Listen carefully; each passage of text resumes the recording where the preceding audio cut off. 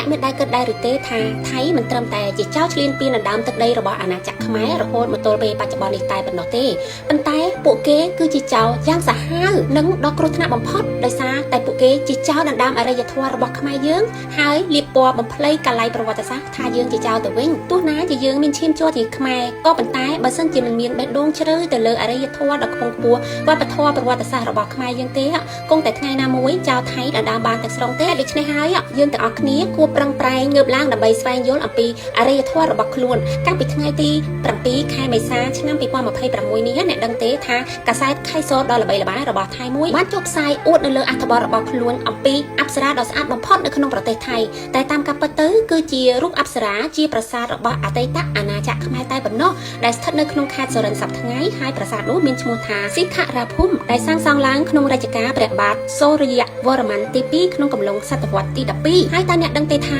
ពួកគេនឹងបន្តដណ្ដើមអរិយធម៌របស់ខ្មែរយើងតទៅទៀតពីព្រោះថានៅក្នុងថ្ងៃនេះទី8 ខែមេសាកាសែតខៃសូដដែលនេះបានចុះផ្សាយបវរកញ្ញាពិភពលោកជនជាតិថៃដែលក្រុងឈុតអប្សរារបស់អាណាចក្រខ្មែរយើងហើយថតនៅឯប្រាសាទភ្នំរុងដែលជាអតីតប្រាសាទមួយរបស់អាណាចក្រខ្មែរដូចគ្នាហើយសាងសង់នៅក្នុងរជ្ជកាលព្រះបាទសូរ្យវរ្ម័នទី2ដូចគ្នាស្ថិតនៅក្នុងអតីតខេត្តរបស់ខ្មែរគឺខេត្តបុរីរដ្ឋក៏ទៅពួកគេពិតជាកំពូលចៅមែនដណ្ដើមដូនតារបស់ខ្មែរទៀតណា